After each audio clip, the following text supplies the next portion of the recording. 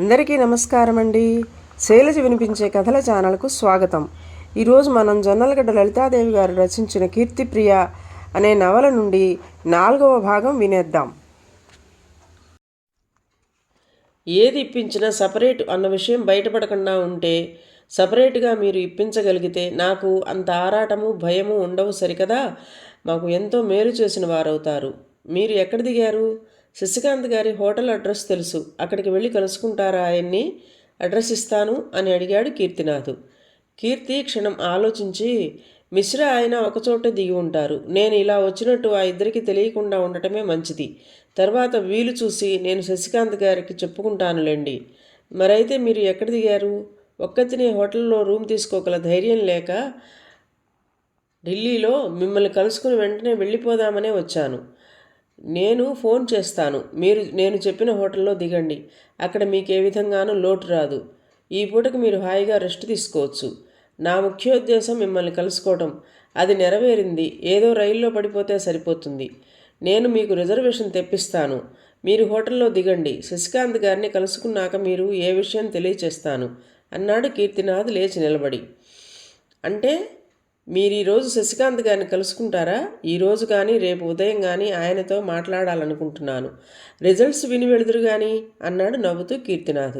కీర్తి మాట్లాడలేదు. కాసేపాగి, అయితే నేను ఎన్ని రోజులు ఉండవలసి వస్తుంది అని అడిగింది మెల్లగా. ఎంత? 2 రోజులు చాలు. ఈరోజు రేపు. రేపు రాత్రికి మీకు జీటీకి వెళ్ళొచ్చు. 3 వంతులు. అది కుదరకపోతే ఎల్లుండి ఉదయం షూర్గా వెళుదురు కానీ అన్నాడు లేచి నిలబడుతూ కీర్తినాథ్. అది తనను వెళ్ళమన్నట్టు సంకేతంగా గుర్తించి తను లేచింది కీర్తి. ఆగండి, మీకు హోటల్ రూమ్ ఏర్పాటు చేస్తాను అన్నాడు కీర్తినాథ్. కీర్తి మళ్ళీ కూర్చుంది. ఫోన్ దగ్గర నిలబడి నెంబర్ డయల్ చేస్తున్న కీర్తినాథ్ను చూస్తుంటే ఆమె అట్టడుగు హృదయ కవాటాలను తెరుచుకొని ఎవరో వ్యక్తి లీలగా దర్శనమిస్తున్నారు. కానీ ఆ రూపం ఇది అని ఇదమిద్దంగా తేల్చుకోలేకపోతుంది. ఎవరైంది కనిపెట్టలేని నిస్సహాయత ఆమెకు ఒక్క క్షణం కృంగదీసింది. కానీ ఇతను ఎక్కడో చూశాను అని మటుకు అంతరాత్మ ఘోషిస్తోంది. ఇతను ఎవరికో ఫోన్ చేయటం, అట్నుంచి జవాబు రాబట్టుకోవటం ఆమె ఏమీ గమనించలేదు. ఆమె ఆలోచనలో ఆమె ఉంది. రండి, నేను అటే వెడుతున్నాను. మిమ్మల్ని డ్రాప్ చేసి వెడతాను అన్నాడు కీర్తినాథ్. కీర్తి మాట్లాడకుండా అతన్ని అనుసరించింది. కీర్తినాథ్ కారు ట్రాఫిక్ సిగ్నల్స్ దగ్గర ఆగినప్పుడు ఎదురుగా టాక్సీలో ఉన్న మిశ్రా అతన్ని గుర్తించాడు. బ్యాక్ సీట్లో జారగలబడి కూర్చున్న స్త్రీమూర్తి ఎవరో అతనికి స్పష్టంగా తెలియలేదు. అయితే కీర్తినాథ్ డేగ కళ్ళు అతన్ని స్పష్టంగా పసిగట్టాయి. వెనక ఉన్న కీర్తి విషయం మిశ్రా గమనించే అవకాశం ఉందని కూడా అతనికి తట్టింది. అంచేత సాధ్యమైనంత వరకు కీర్తిని కనపడకుండా ఉంచడమే శ్రేయస్కరం అనుకున్న కీర్తినాథ్, మిస్ కీర్తి, ఎదురుగా టాక్సీలో మిశ్రా క్రాస్ చేయబోతున్నాడు. మన కారుని, మీరు జాగ్రత్తగా ఉండండి అన్నాడు హెచ్చరికగా.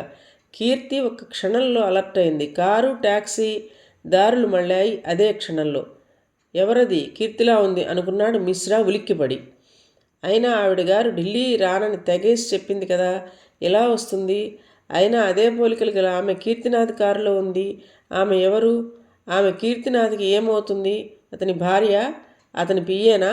మిశ్రా ఆలోచనలో పడ్డాడు. ఆమె ఎవరైంది తెలిస్తే గానీ అతనికి నిద్ర పట్టలేదు. వింజ హడావుడిగా వచ్చిన మిశ్రాని చూసి తెల్లబోయింది వింజ.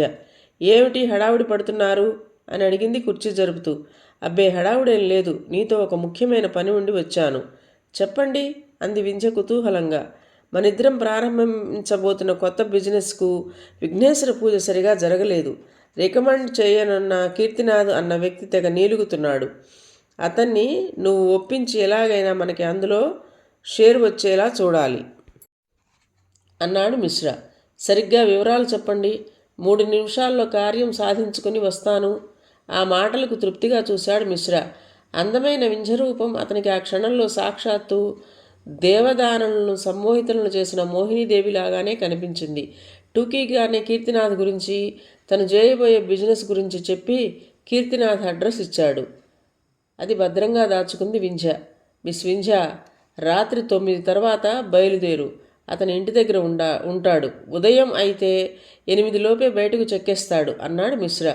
అలాగే, రేపు మీరు ఉదయం 10 గంటలకు రండి. శుభవార్తతో రెడీగా ఉంటాను అంది వింధ్య.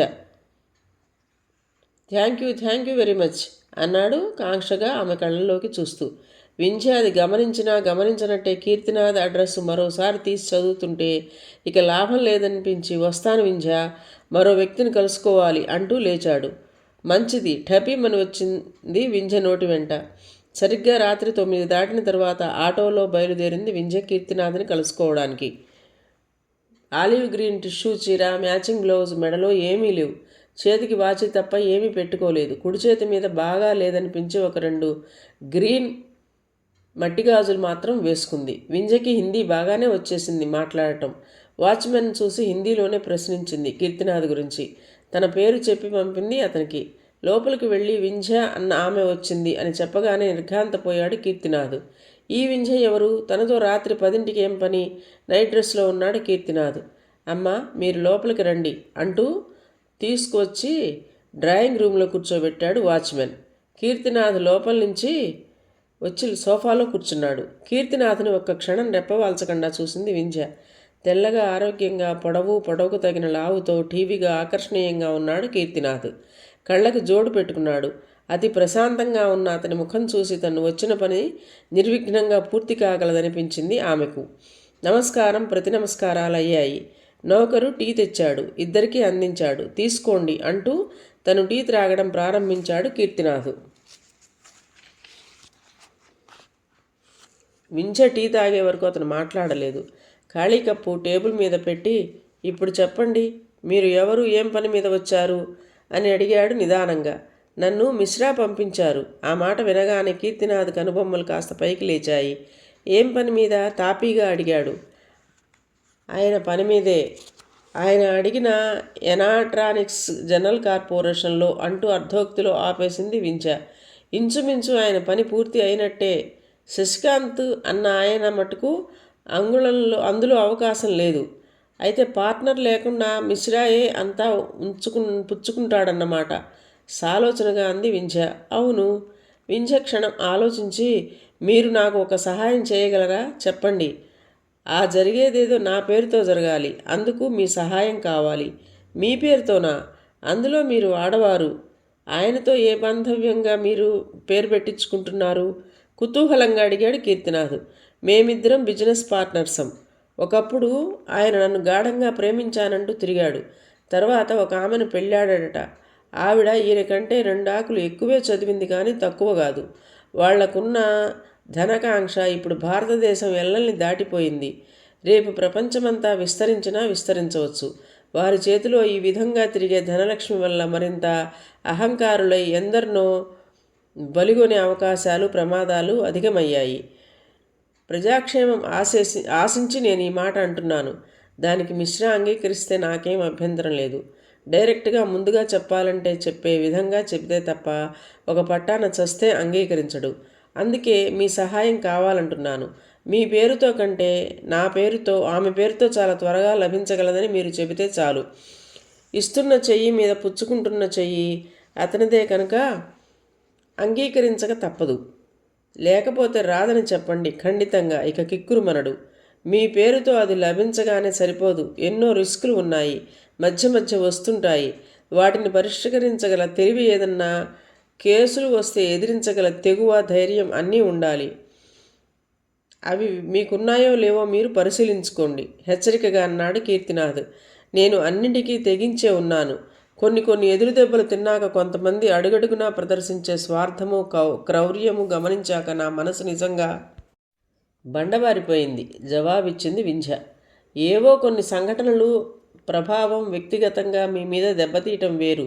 ఇలా పారిశ్రామిక రంగంలో అడుగుపెట్టి వాళ్ళని ఢీకొనడం వేరు. దీనికి దాన్ని మించిన తెలివితేటలు, చాకచక్యంతో పాటు ఎదుటి వాళ్ళని ముంచడానికి కూడా సిద్ధపడే కుటిలత్వం కూడా ఉండాలి. తిమ్మిని బ్రహ్మిని తిమ్మి చేయగల నేర్పు ఉండాలి. అవన్నీ మీరు చేయగలరో లేదో ఆలోచించుకోండి అన్నాడు కీర్తినాథ్. తెలుసు, అమాయకులైన షేర్ హోల్డర్స్ని, ప్రజలని మోసగించి బ్యాంకుల నుంచి నిధులు సేకరించి పారిశ్రామిక రంగంలో ఉన్నత శిఖరాలను అధిష్ఠించిన వారే మన ఆర్థిక వ్యవస్థను అదుపు చేస్తున్నారన్న విషయం ఎవరూ విస్మరించకూడదు. ఆ సంగతి నాకు తెలుసు అంది వింధ్య నవ్వుతూ. శుభం. మీ ఇష్ట ప్రకారమే జరుగుతుంది. బిజినెస్ వ్యవహారాలలో మీకు చాలా అనుభవం ఉన్నదని మీకున్న ఈ మాటలతోనే నాకు అర్థమైపోయింది. మీరిక వెళ్ళి రేపు ఉదయం సరిగ్గా 10 గంటలకి మిశ్రాని ఇక్కడికి పంపించండి అన్నాడు వాచి చూసుకుంటూ. మెనీ మెనీ థ్యాంక్స్ హర్షాతిరేకంతో అంది వింధ్య. దాచినా దాగని సంతోషం అది. ఆమె ముఖంలోకి కనిపిస్తున్న ఆనంద వెల్లువ అతను ఏనాడు ఎవరి దగ్గర చూడలేదు. ఈ పిల్లకి ఇంత సంతోషం ఎందుకు? ఇల్లు అలకగానే పండుగ అయిపోయినట్టే భావించుకుంటే చాలా తెలివి తక్కువ కిందకే వస్తుంది అనుకున్నాడు కీర్తినాథ్. కానీ వింధ్య ఆలోచన వేరని, మిశ్రా మీద మొట్టమొదటిసారిగా ఆమె సంధించబోయే బ్రహ్మాస్త్రానికి ధనస్సు చేత ధరించడంగా ఆమె భావించుకుంటోందని, తన పేరు బిజినెస్లో ఉందన్న ఆనందం కంటే మిశ్రాకి అష్టదిక్కులలో ఒక దిక్కు మూసివేయడానికి నాంది పలుకుతోందన్న ఆమె అంతరంగం పాపం కీర్తినాథ్కి ఎలా తెలుస్తుంది?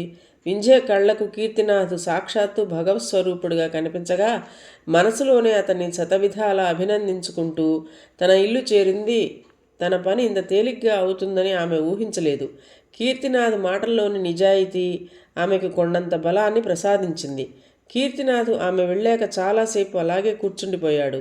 అతని కళ్ళ ముందు కీర్తి, వింధ్య ఇద్దరూ గిరగిరా తిరుగుతున్నారు.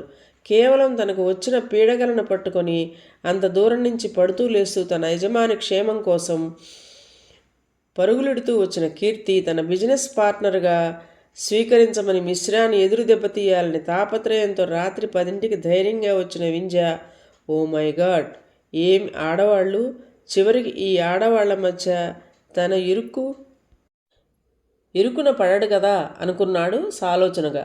ఏది ఏమైనా ఇంకా మిశ్రాకి శశికాంత్కి ఏదో ఒక విధంగా పరిష్కారం చేసి పంపేయకపోతే చివరు తన ఉనికికే ప్రమాదం కలిగే సూచనలు కనపడుతున్నాయి.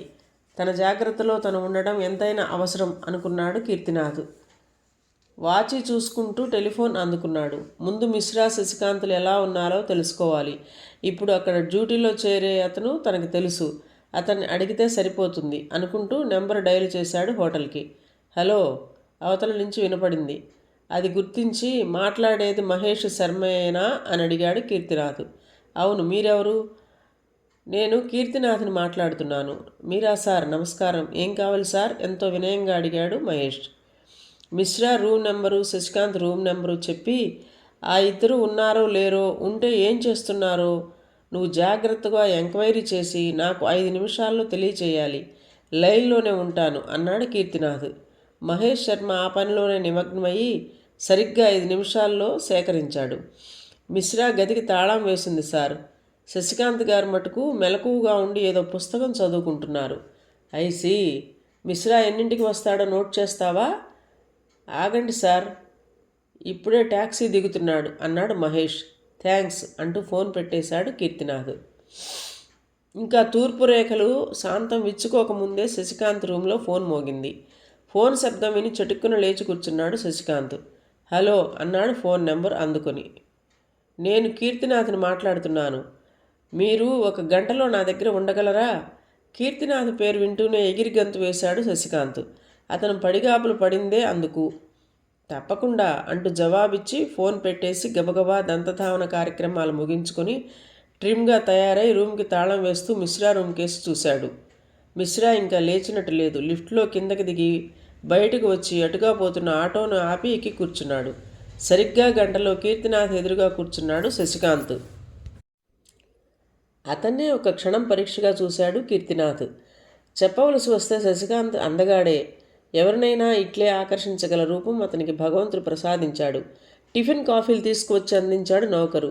ఈసారి అతని చేత చెప్పించుకోకుండానే అవి ఖాళీ చేశాడు శశికాంత్. ఇలాంటి అందగాడు, సౌజన్యవంతుడు యువతులను ఆకర్షించడంలో ఏమాత్రం అతిశయోక్తి లేదు. కీర్తి ఇతన్ని ప్రేమిస్తోందేమో, ప్రేమించినా ఆశ్చర్యపడక్కర్లేదు. ఆమె లాంటి అందాల భరణకు అన్ని విధాలా తగినవాడే శశికాంత్. ఇంతకీ మీరు నాకు ఏ విషయం తేల్చలేదు? శశికాంత్ అడిగాడు కర్చీఫ్తో తుడుచుకుంటూ. అందుకేగా పిలిచింది.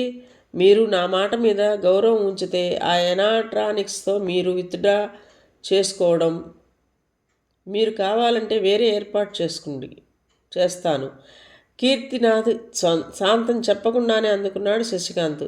మీతో ఇలా అంటున్నానని మీరు మరోలా భావించుకోవద్దు. నేను మిశ్రాతో కలిసి బిజినెస్ చేసి నా సత్తా ఏమిటో నిరూపించుకోదలుచుకున్నాను. ఆ రోజు అతను మీ దగ్గర అన్న మాటలు మీరు విన్నారుగా. నాకంటే అతను కోటీశ్వరుడైతే కావచ్చు, కానీ అతను చేసిన ఇన్సల్ట్ నేను భరించబోను. ఇస్తే మా ఇద్దరికి కలిపి జాయింట్గానే ఇవ్వండి. వేరే నాకు మీరు ఇప్పిస్తే నిజంగానే అతను నన్ను అసమర్థుడి కిందే జమ కడతాడు. అది నాకు ఇష్టం లేదు. ఈ సమాధానం విని కంగు తిన్నాడు కీర్తినాథ్. అది కాదు అతను ఆశించింది. కీర్తి కోరిక మేరకు ఆమెకు మనశ్శాంతి కలిగించే విధంగా పరిష్కారం చేద్దామనుకుంటే శశికాంత్ ఈ విధంగా పట్టుబడుతున్నాడు. అటు వింజకి మాటిచ్చాడు ఆమె పేరుతో ఏర్పాటు చేస్తానని. ఆ మేరకు మిశ్రాకు కబురు వెళ్ళిపోతుంది కనుక తను ఇప్పించి తీరాలి. ఆపడానికి వీల్లేదు. శశికాంత్ ఏ విధంగానూ మిశ్రాతో విడిపోవడానికి అంగీకరించడం లేదు. కీర్తి విషయం చెప్పేద్దామా అనుకుని తమాయించుకున్నాడు కీర్తినాథ్. కానీ మీతో కలిసి బిజినెస్ రంగంలో దిగడానికి మిశ్రా అంత ఇష్టపడుతున్నట్టు కనిపించడు. మీరు అది గుర్తించండి. అతనే మొదట ప్రేరేపించింది నన్ను. అలాంటి వ్యక్తి నాతో జాయింట్కి అంగీకరించడంటే నేను నమ్మలేను. కాకపోతే అతనికి గర్వం, అహంకారం ఎక్కువ. అది నేను ఒప్పుకుంటాను. శశికాంత్ మాట వింటుంటే తన తల్లి ఎప్పుడూ అంటుండే మాట గుర్తు వచ్చింది కీర్తినాథ్కి. బుద్ధులు భూమిని ఏలుతుంటే రాతలు రాజ్యాలు ఏలుతుంటాయి అని. బుద్ధి కర్మానుసారం అంటారు, ఇదేనేమో. మిస్టర్ శశికాంత్, నిన్ను భగవంతుడే కాపాడాలి అనుకున్నాడు కాస్తంత బాధగానే కీర్తినాథ్. సరే, మీకు ఒక విషయం స్పష్టం చేయదలుచుకున్నాను. ఆ కంపెనీ ఒక దాదా ఆధీనంలో ఉంది. ఆయన పారిశ్రామికంగా బాగా ఖ్యాతిని ఆర్జించిన వ్యక్తి. అసలు దాని మూలపురుషులు 4 సైనికాధికారులు. వారి కింద మరో మాజీ సైనికాధికారులు 6 ఉన్నారు. ఏదైనా తిరుగులేని వ్యక్తి దాదా. ఆయన ఇష్టాయిష్టాల మీదే ఆధారపడి ఉంటుంది. సాయంత్రం 4 గంటలు మీరు ఇక్కడికి రండి. వారితో స్వయంగా మాట్లాడవచ్చు. మీరు మిశ్రా గారు కలిసి రండి. అయితే మీరు ఇప్పుడు వచ్చినట్టు, నన్ను కలిసినట్టు ప్రత్యేకించి మిశ్రా గారికి పిలిచి చెప్పనవసరం లేదు. అతను 10 గంటలకు వస్తాడు ఎలాగూ. అతనికి నేను చెబుతాను మిమ్మల్ని తీసుకురమ్మని. కీర్తినాథ్ మాటలకి ఒక విధంగా ఆశ్చర్యపడ్డాడు శశికాంత్. అంటే ఆయన్ని 10ంటికి రమ్మని ఫోన్ చేశారా? నేను ఫోన్ చేయక్కర్లేదు. ఆయనంతటా ఆయన తిరుగుతున్నాడు, మనుషుల్ని పంపుతున్నాడు. ఒక్క మీకే నా ఫోన్ కోసం కనిపెట్టుకొని నేను ఎప్పుడు రమ్మంటే అప్పుడు వచ్చింది అన్నాడు శశికాంత్ ముఖ కవళికలు గమనిస్తూ. అయితే శశికాంత్ మనసులో ఏమనుకున్నా పైకి గుంభనంగా ఉండిపోయాడు. అది గమనించి మనసులోనే అభినందించాడు కీర్తినాథ్. సరే, నేను సాయంత్రం వస్తాను అంటూ నమస్కారం చేసి బయటపడ్డాడు శశికాంత్. కీర్తినాథ్ వాలకం చూస్తుంటే పని అవుతున్నట్టుగానే ఉంది. అయితే తనని ఎందుకు విత్డ్రా చేసుకోమంటున్నాడు? మిశ్రా తనేదో పిల్లకాకినట్టు తేల్చి ఉంటాడు ఇతని దగ్గర. అందుకే డబ్బు చాలదని బిజినెస్ అనుకున్నాడేమో కీర్తినాథ్. చూపిస్తాను నా తడాక అనుకుంటూనే తన రూమ్కి వచ్చాడు. కీర్తినాథ్ వాచి చూసుకుంటూ, షేర్సింగ్, కార్ రెడీ చేయి అంటూ గుమ్మం బయట నిలబడ్డ వ్యక్తికి చెప్పి తను డ్రెస్ చేసుకోవడానికి వెళ్ళాడు. కీర్తినాథ్ కారు తిన్నగా కీర్తి దిగిన హోటల్ ముందు ఆగింది. ఆమె రూమ్లో కూర్చొని ఏదో మ్యాగజైన్ తిరగవేస్తోంది. కీర్తినాథ్ మెల్లగా రూమ్ తలుపు తట్టాడు. బహుశా కీర్తినాథ్ అయి ఉంటాడనుకుంటూ తలుపు తీసింది. ఆమె అంచనాను నిజం చేస్తున్నట్టు కీర్తినాథ్ నిలబడి ఉన్నాడు. రండి అంటూ లోపలకు ఆహ్వానించింది. చక్కగా కడిగిన ముత్యంలా స్నిగ్ధంగా మెరుస్తున్న ఆమెనే క్షణం రెప్పవేయకుండా చూశాడు కీర్తినాథ్ కుర్చీలో కూర్చుంటూ. బాయ్ని పిలిచి టీ తెప్పించింది. ఆమె ఏం చేస్తున్నా ఏం మాట్లాడకుండా ఆమె ప్రతిచర్యను చక్కగా గమనిస్తున్నాడు కీర్తినాథ్. చురుకుతనము, ఒక విధమైన హుందాతనం, అన్నింటినీ మించిన అద్భుతమైన రూపం, మాట, మన్నన, సౌజన్యం ఎలాంటి వారినైనా ఉన్నతుల్ని చేస్తుంది. కీర్తి టీ త్రాగడం పూర్తి అయ్యాక, ఇప్పుడు చెప్పండి అంది కీర్తి. ఏముంది చెప్పడానికి? కొంతమంది విషయంలో మన అంచనాలు ఎప్పుడూ తారుమారు అవుతూ ఉంటాయి. మీ మాటలను దృష్టిలో పెట్టుకుని శశికాంత్ గారిని విత్డ్రా చేసుకోమన్నాను. మిశ్రాతో పార్ట్నర్షిప్ వద్దన్నాను. కానీ మిశ్రా గారితో చేయి కలిపి తనతో ఏమిటో నిరూపించుకోవాలనుకుంటున్నాడు. కానీ విరమించుకునే ప్రసక్తి లేదని స్పష్టం చేశాడు శశికాంత్, చెప్పాడు కీర్తినాథ్. కీర్తి ఆశ్చర్యంగా చూసింది కీర్తినాథ్ వంక. ఆ తరువాత సర్దుకుంది సాలోచనగా. ఏమిటి ఆలోచిస్తున్నారు అని అడిగాడు కీర్తినాథ్. ఏం లేదు, ధనమూలం ఇదం జగత్ అన్నారు కాలం మారుతున్న కొద్దీ మనుషులు జీవన విధానంతో పాటు ధన ప్రాముఖ్యత కూడా పెరిగిపోతోంది. Somerset moon of human bandage అనే నవలలో ధనం ఆరో ప్రాణం లాంటిది. ఆ ఆరోది లేకపోతే మిగిలిన 5ని పూర్తిగా వినియోగించుకోలేము అన్న మాట అక్షరాల నిజమే అయినా మనిషికి ఈనాడు ఆరో ప్రాణం ధనమే అయిపోతోంది.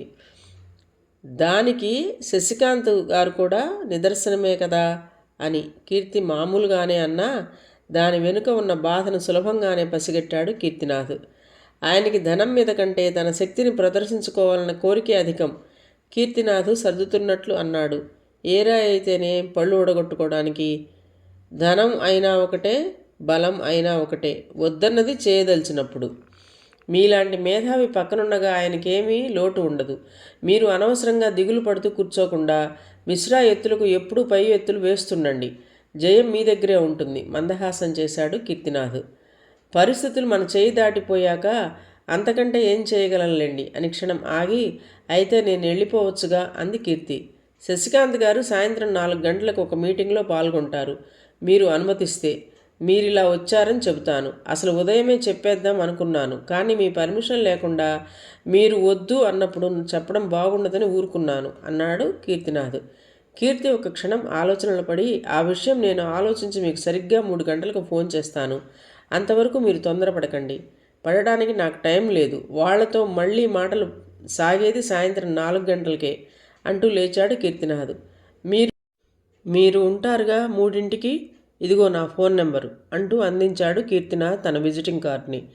మెనీ థ్యాంక్స్ అంటూ ఆ కార్డుని తన హ్యాండ్ బ్యాగ్లో పెట్టుకుంది కీర్తి. కీర్తినాథ్ బయటకు వచ్చి తన కారులో ఎక్కి పోవలసిన అడ్రస్ చెప్పి సీటుకు చేరగిలబడ్డాడు. కారు 10 గజాల దూరం సాగేసరికి ఎదురుగా ఆటోలో మిశ్రా కనిపించాడు. అతను కీర్తినాథ్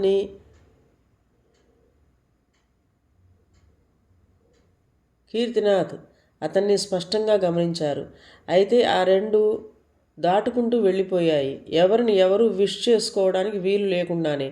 బహుశా ఈ ప్రాంతాన ఎక్కడో వింజయ్ ఇల్లు ఉండి ఉంటుంది అనుకున్నాడు కీర్తినాథ్, రాత్రికి వచ్చిన ఆమెను గుర్తు చేసుకుంటూ. ఇతగాడు ఇక్కడి నుంచి వస్తున్నాడు, ఎక్కడికి వెళ్ళాడు? వింజగాని అడ్రస్ ఇవ్వలేదు కదా అనుకుంటూ తత్తరపడ్డాడు మిశ్రా. ఆ రోడ్డునే చివరగా ఎడమ పక్క సందులో వింజ ఇల్లు ఉంది. పాపం కీర్తినాథ్కి తెలియదు. అతని ఊహ కరెక్టే అని కూడా అతనికి తెలియకపోయినా వింజ ఉదయం కీర్తినాథ్ ఇంటికి వెళ్ళి ఉంటుందని, ఆమె అందానికి ముగ్ధుడైపోయిన కీర్తినాథ్ ఆమెను తన కారులో ఇంటి దగ్గర డ్రాప్ చేసి ఉంటాడని సంబరపడిపోయాడు మిశ్రా. జగదేక రంభలాంటి వింజను చూస్తే బ్రహ్మకైనా సరే తెగులు పుట్టాల్సిందే. అలాంటి ఉంటే తన పనులు సులభంగా అయిపోతూ ఉంటుంది అనుకుంటూ మేఘాల్లో తేలిపోసాగాడు మిశ్రా. సరాసరి వింజయ్ ఇంటి ముందు ఆటో ఆగింది. అందులో నుంచి దిగాడు మిశ్రా. అప్పుడే బ్రహ్మదత్త స్నేహితుడైన గోవింద్కి తను రాత్రి కీర్తినాథ్ని కలుసుకోవడము, దాని ఫలితము కాగితం మీద రాసి బ్రహ్మదత్తకి అందజేయమని చెప్పి తాళం తీసి లోపలికి వచ్చి కూర్చుంది వింజ. మరో 10 నిమిషాలు ఆలస్యం అయితే తాళం పెట్టి వింజ ఎక్కడికి పోయిందో అని గొణుక్కునేవాడే మిశ్రా. అయితే ఒకవేళ అతను ఏం కంగారు పడకుండా అప్పుడే కీర్తినాథ్ ఇంటి నుంచి వస్తున్నానని చెప్పాలని సమాధానం రెడీగానే అట్టిపెట్టుకుంది వింజ. ఏం వింజ, వెళ్ళావా? పనైందా? ఆదుర్దా అడిగాడు మిశ్రా కుర్చీలో కూర్చుంటూ.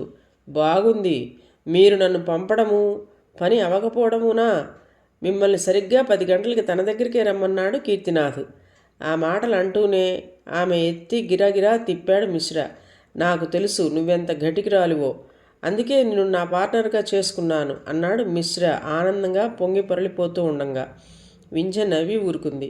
అన్నట్టు కీర్తినాథ్ ఇక్కడికి వచ్చాడా? ఆయన ఇక్కడికి ఎందుకు వస్తాడు? రవంత కోపంగానే అడిగింది వింజ.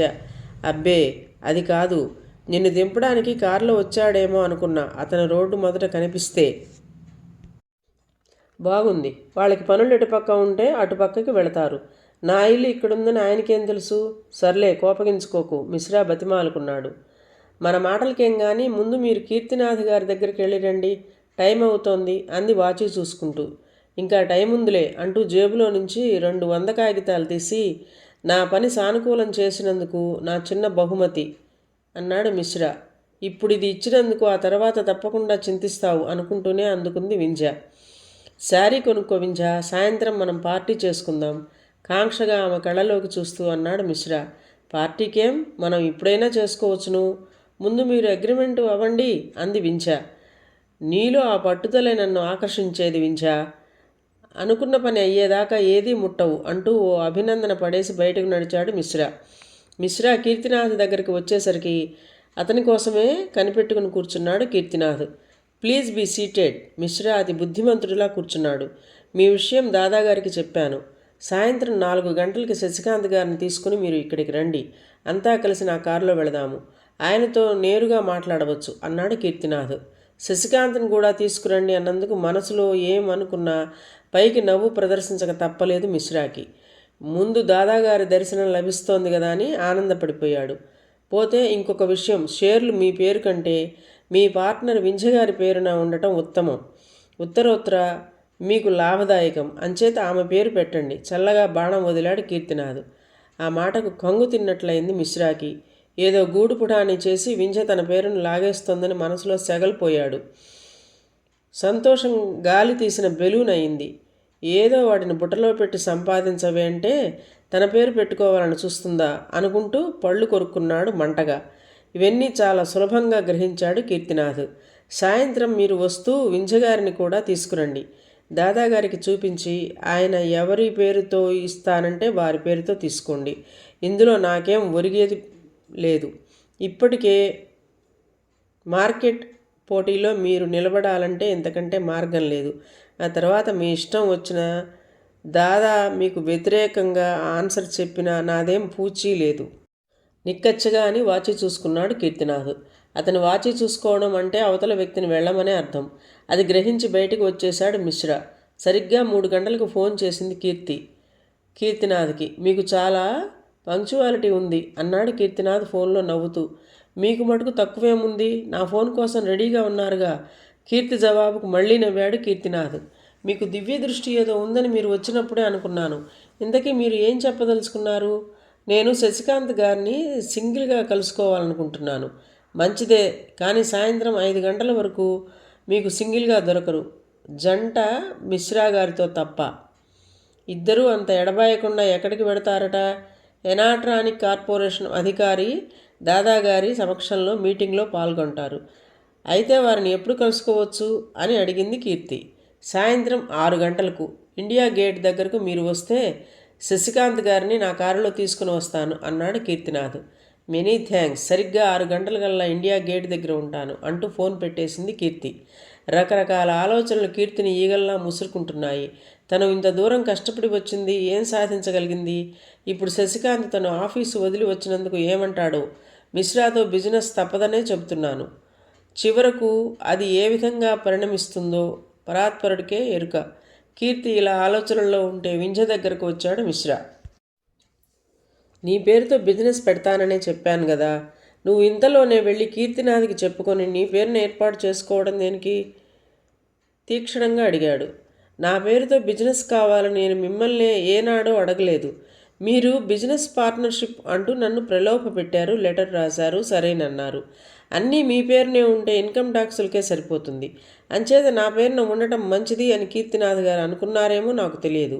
అయినా నేను మీ దాన్నే అని మీరు అనుకుంటే నా భేదాలు ఎందుకు వస్తాయి? అంటే మీ దృష్టిలో ఇంకా మన మధ్య వేలుడు వెడం ఉందన్న మాటేగా, నిక్కచ్చిగా అడిగింది వింజ. ఆ మాటతో కాస్త తగ్గాడు మిశ్రా. వింజతో తీవ్రంగా మాట్లాడి ఇప్పుడు లాభం లేదనుకొని, సరే 4 గంటలకు మనం కీర్తినాథ్ గారింటికి అట్నుంచి దాదాగారి దర్శనానికి వెళ్ళాలి, త్వరగా కాని అన్నాడు మిశ్రా. నేనెందుకు? నిన్ను తీసుకురమ్మన్నాడు కీర్తినాథ్. మన పని సానుకూల పడేవరకన్నా అతని మాట వినాలిగా. ఆ మాటకి మండినా తమాయించుకుంది వింజ. ఎంతసేపు ఏరు దాటాక తెప్పదగలెడతామన్న ధోరణే. అవసరం వరకు అవతలి వ్యక్తిని వాడుకోవడం తప్ప తర్వాత ఏదో వంకతో వాళ్ళ నెత్తిని చేయి పెట్టడం నీ బుద్ధి జన్మకి రాదు కదా, 100 జన్మలెత్తినా మారదు అనుకుని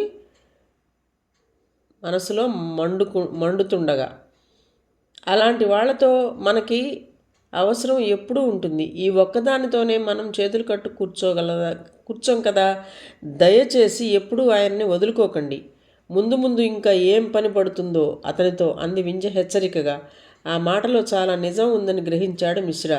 ఎంతైనా వింధ్య తెలివి ఎవరికుంది అనుకున్నాడు మెచ్చుకోలుగా. ముందు చక్కగా తయారవు, ఆ తర్వాత మనం వాదించుకుందాం అక్కడ పని పూర్తయ్యాక. వాదించడానికి ఏం లేదు, ఉన్నది యథార్థంగా మాట్లాడటం నీకు అలవాటని నీకు తెలుసు కదా అంటూ లోపలికి వెళ్ళింది వింధ్య. మిశ్రా అక్కడే కూర్చుని 10 నిమిషాలు ఆలోచించి మనసులో తన ఆలోచనలకు ఒక రూపం కల్పించుకొని, వింధ్య నేను అరగంటలో వస్తాను, టాక్సీలో రెడీగా ఉండు అంటూ తలుపు దగ్గరకు వేసి బయటకు వెళ్ళిపోయాడు. సరిగ్గా అతను కీర్తి దిగిన హోటల్ ముందు నుంచి వెడుతూ అప్రయత్నంగా పైకి చూశాడు. కీర్తి బాల్కనీలో నిలబడి ఉంది, లోపల రూమ్ బాయ్ క్లీన్ చేస్తుంటే. ఎవరది, కీర్తిలా ఉంది అనుకున్నాడు సాలోచనగా. నిన్న కీర్తినాథ్ కారులో ఒక అమ్మాయి ఉంది, ఆమె కూడా కీర్తిలాగానే కనిపించింది. ఇప్పుడు ఇక్కడున్న మనిషి కూడా కీర్తిలాగానే ఉంది. నిజంగా కీర్తి వచ్చిందా ఇక్కడికి? లేకపోతే కీర్తి మీద తనకున్న మోజు అలా ఎవరిని చూసినా కీర్తిలా కనిపింపచేస్తోందా?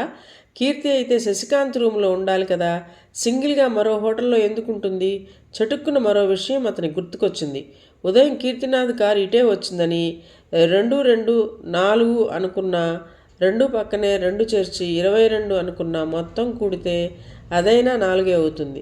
కనుక కీర్తినాథ్ తాలూకు వ్యక్తి ఎవరో ఇక్కడ ఉంది అన్న నిర్ధారణకి వచ్చేసి, సరే ఇటు పక్కన పని అవ్వకపోతే అప్పుడే అట్నుంచి నరుకు రావచ్చు అనుకుంటూ చకచకా నిర్ణయించేసి గబగబా వెళ్ళిపోయాడు మిశ్రా. సరిగ్గా 4 అయ్యేసరికి శశికాంత్, మిశ్రా, వింధ్య అంతా ట్యాక్సీలో కీర్తినాథ్ ఇంటికి వచ్చారు. అప్పటికి అతను డ్రెస్ అయి రెడీగా ఉన్నాడు. వింధ్య ఎర్ర రంగు బ్యాక్గ్రౌండ్తో గంధం కలిసిన పూల డిజైన్ ఉన్న బెంగుళూరు సిల్క్ చీర, అదే రంగు జాకెట్, మెడలో ఎర్రరాళ్ల ముత్యాల హారం, చెవులకు ఎర్రరాళ్ల జూకాలు, అప్పుడే విరిసిన ఎర్ర గులాబీలా ఉంది. అందరినీ చూసి మందహాసం చేసి, షేర్సింగ్ కార్తీ అన్నాడు బెల్ నొక్కి. రెడీగా ఉంది సార్ అన్నాడు వినయంగా షేర్సింగ్. పదండి అంటూ ముందుకు దారి తీశాడు కీర్తినాథ్. పొడవున తగిన ఒళ్ళు, తెల్లని శరీర ఛాయలో కీర్తినాథ్ ఉన్న ఫుల్ స్నఫ్ కలర్ సూట్లో ఎంతో ఆకర్షణీయంగా ఉన్నాడు. ఫుల్ గ్రే కలర్ సూట్లో శశికాంత్ ఎంతో నిండుగా అందంగా కనపడుతున్నాడు. మిశ్రా కూడా బిస్కెట్ కలర్ సూట్ ధరించి ఏళ్లకు 4 ఉంగరాలతో ఖరీదైన వాచి పైకి కప్స్ మీద పెట్టుకొని గంభీరంగా కనిపిస్తున్నాడు. 4వ భాగం సమాప్తం. ఈ కథ మీకు నచ్చినట్లయితే లైక్ చేయండి, షేర్ చేయండి, కామెంట్ చేయండి, సబ్స్క్రైబ్ చేసుకొని నన్ను ఎంకరేజ్ చేయండి. నమస్కారం అండి.